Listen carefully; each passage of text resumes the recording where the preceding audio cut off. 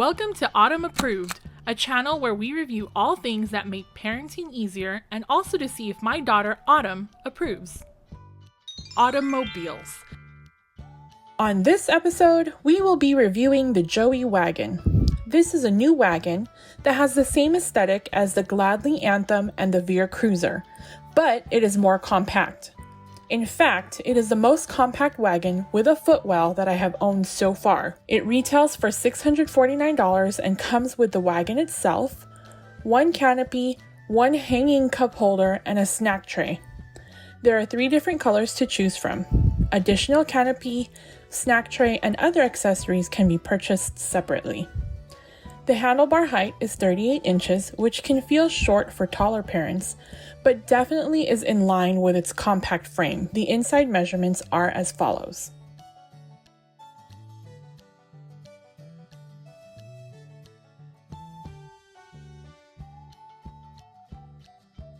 The footwell depth is pretty deep, comparable to other footwell wagons that are currently out, which is impressive for how compact it is. The wagon comes with caps for this connector that the snack tray goes onto. So when you're not using the snack tray, you can put this cap on it to keep the inside of it clear. The wagon, like the Veer and the Anthem, have 2 3-point harnesses. The interior carriage has 3 mesh pockets on each side wall, which is perfect for storing snacks or little toys. I've put water bottles in there when we aren't using the snack tray. The rear wheel has a 9-inch diameter and the front wheels have suspension for a smoother ride over bumps. The brake pedal is intuitive. You step down to brake and kick it back upward to release. Because of how compact the wagon is, the brake pedal also has a smaller footprint, so parents with larger feet, like myself, might find it difficult to engage and release the brakes. It is also not flip-flop friendly. The basket is part of the frame and kind of goes under the wagon a bit. The opening of the basket is small and not adjustable, so you can't fit a regular size diaper bag in there through that opening. But the basket measurements are a good size and can fit different knickknacks. The opening does limit what you can store in there, but when we took it to the beach, it was a great place to put our sandals, and when we were out and about, I usually put a pack of wipes in there as well as snacks. Since the sidewalls of the wagon are soft, the snack tray requires this stand to help it remain sturdy. You attach the snack tray to the little legs and click it into the snack tray connector on the frame. It can easily snap on and off with a push of a button. The canopy connects to the little rivet on the sides of each seat, and then the back fabric lays over the little buttons to secure it in place. It also has a flip-out visor and a mesh peekaboo window with a toggle clip that helps keep it open if you want to keep it open. It actually is pretty spacious underneath the canopy and is 23 inches from the seat butt to the canopy height. It comes with one hanging cup holder, but I purchased an extra one just to make it symmetrical, and they attach to the handle just like the Veer and the Anthem wagons. Additionally, there are 2 cup holders integrated into the frame below the handle, but it really doesn't fit cups well because of how the seat kind of goes over it. So I've made it sort of like a catch-all for smaller items like keys or hand sanitizer. I wouldn't really categorize this as a cup holder because it doesn't hold any cups or bottles well.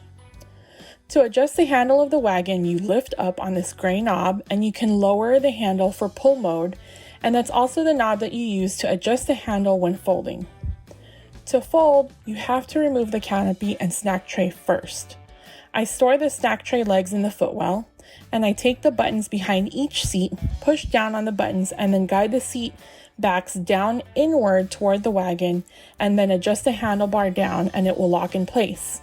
When folded, it can stand on its own, and when it's folded, it's very compact. You can even make it more compact by removing the wheels. There are little silver buttons by each wheel, so you can easily remove them. The only trouble I had was with the rear wheel because the fenders got in the way when I was trying to remove it. But being able to just push a button to release the wheel is very convenient. Here's how it looks in various compact trunks, including a Honda Civic, a Mazda 3, and a Honda Pilot with all 3 rows up. You can see that you still have a lot of space in the trunk since this wagon is so compact.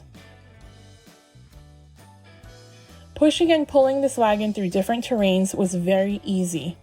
The push is great in sand, dirt, loose gravel, and even going uphill.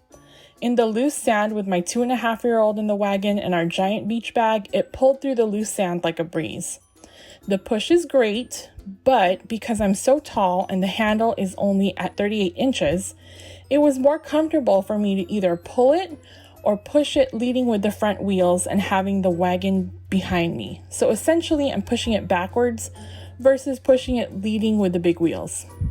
Overall, this was a nifty compact wagon. I don't foresee that it would be comfortable to haul around 2 bigger kids in this wagon, and I think it's more for 2 children that are closer in age.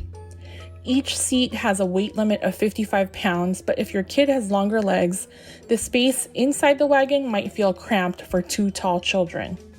While the footwell depth is pretty generous, the smaller carriage space could be a fight waiting to happen. However, for parents with a single rider, be it an only child or the youngest child and all their older siblings are much older, this is a great all-purpose wagon. I find it easier to use than a single stroller since the child feels less restricted and is able to climb in and out on their own. As always, if you have any questions, please feel free to comment down below or follow us on Instagram. Until next time.